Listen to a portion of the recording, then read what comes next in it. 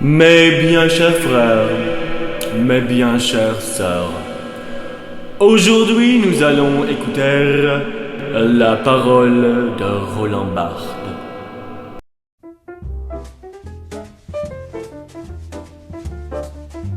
Bonjour, je suis Régis Falk et vous êtes bien dans un épisode de Mode On. Aujourd'hui, je vais vous parler de La Chambre claire de Roland Barthes. Ce livre, j'ai l'impression qu'il divise les foules, comme s'il y avait toute une partie de la communauté photographique qui l'avait lu et qui fait parfois référence à outrance, comme pour dire « J'ai lu Roland Barthes, je l'ai lu et je connais maintenant la vérité ». Et puis il y a ceux qui l'ont pas lu, et justement je vais vous expliquer ce que raconte ce livre. Je n'ai pas pour but d'être exhaustif, je n'ai pas pour but de rentrer dans l'analyse, j'ai pour but de vous l'expliquer, parfois en simplifiant, peut-être un peu trop, mais au moins ça a le mérite d'être une belle introduction à cet ouvrage quand même relativement atypique dans le domaine de la photographie. Si jamais tu n'es pas fan des théories abstraites et des raisonnements philosophiques, je vais te laisser ce petit moment de répit pour pouvoir simplement cliquer sur la petite croix rouge et fermer cette fenêtre à tout jamais.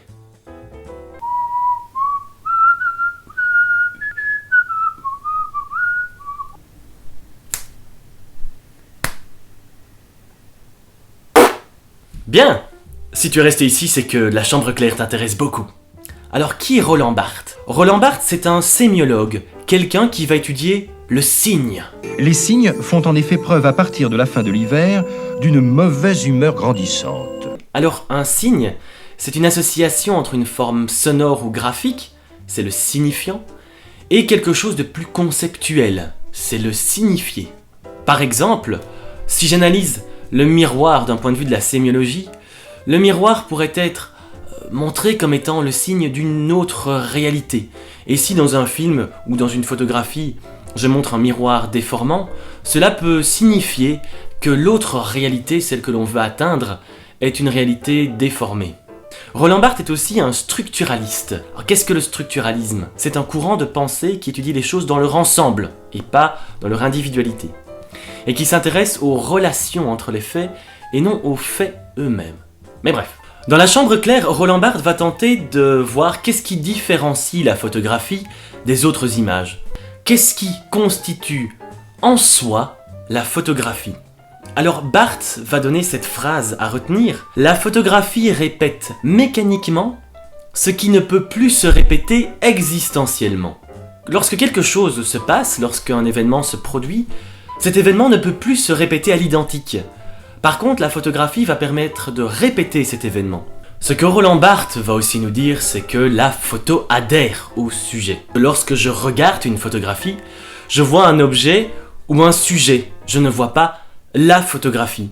Lorsque je suis au cinéma, je ne vois pas le cinéma. Je vois un acteur, je vois des décors, je vois des paysages, je vois de l'action, etc.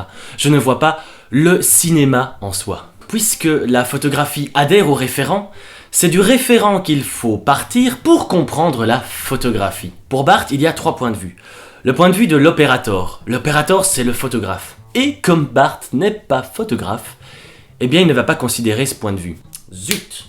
Passons donc du point de vue du sujet photographié, que Barthes va appeler le spectrum. Pour Barthes, lorsqu'un sujet est photographié, il va prendre une pause.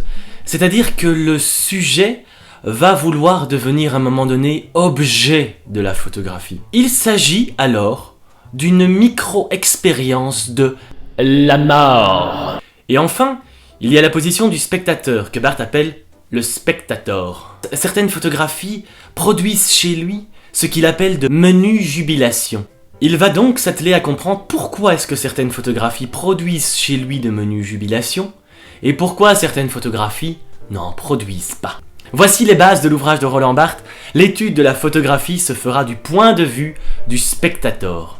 Et dans le but de comprendre qu'est-ce qui va créer cette jubilation au spectateur et quelle sera l'essence de la photographie. Alors quelles sont pour Barthes les caractéristiques qui déclenchent le sentiment de jubilation ? Il en voit 2, le studium et le punctum. Le studium, c'est l'intérêt social, culturel ou politique que l'on porte sur la photographie. Parfois elle choque, mais elle reste fidèle à la réalité. C'est aussi pourquoi pas la reconnaissance de la culture du photographe. La photographie au début pour surprendre photographie le notable. Mais par après elle photographie ce qui est caché, ce qu'on ne voit pas. Et donc c'est la photographie qui va décréter ce qui est notable. Et à nouveau, c'est peut-être mon amour pour la photographie de rue qui me fait dire cela, mais n'est-ce pas là la démarche de la photo de rue? Rendre notable ce qui a l'air dans notre quotidien insignifiant.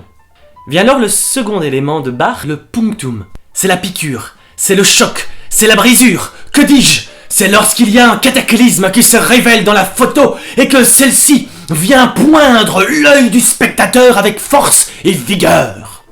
Ok, je me calme.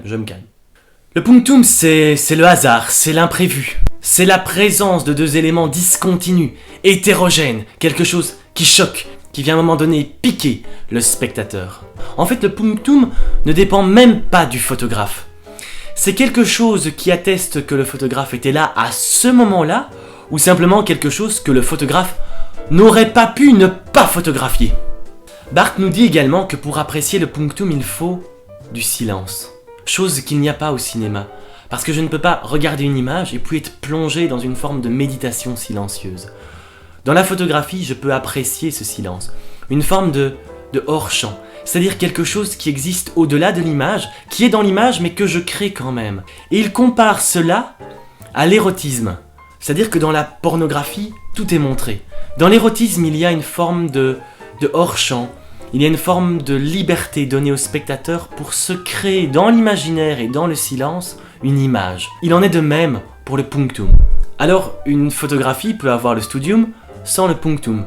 En anglais, c'est le I like.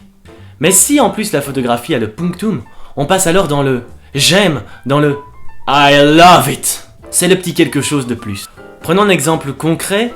Il s'agit d'une photographie qui représente donc la fuite de villageois alors qu'un village est bombardé par du napalm. Ça c'est le studium, cela représente une scène, cela représente la réalité. Mais au milieu de cette image, un détail choque, un détail vient nous piquer les yeux. Il y a un élément discordant, toutes ces personnes habillées qui courent et puis paf, la nudité d'un enfant.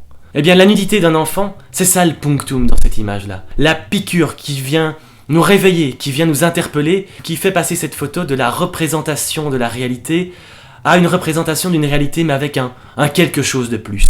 Barthes va également nous dire que le punctum peut se trouver dans un détail ou dans le temps. Je vais prendre un exemple. Ceci est une photographie de Richard Roux. Il s'agit d'un homme qui s'est jeté par la fenêtre du World Trade Center et qui est en train de choir simplement. Le studium, c'est le contexte. C'est une photo qui relate les attentats du 11 septembre 2001 et le fait que certaines personnes soient obligées de se jeter par la fenêtre. Et puis il y a ce punctum temporel.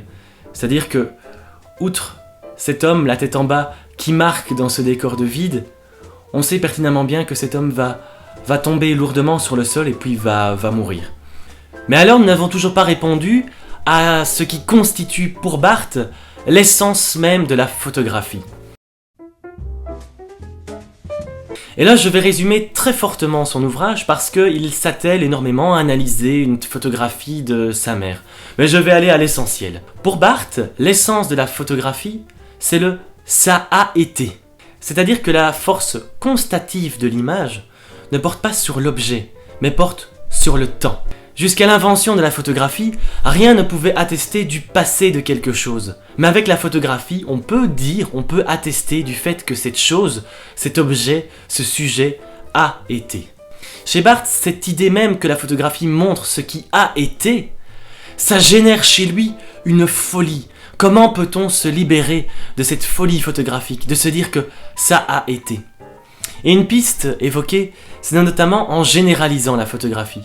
Et c'est ce qu'il y a aujourd'hui. Sur les réseaux sociaux, on est bombardé d'images. Dans la vie, on est bombardé d'images.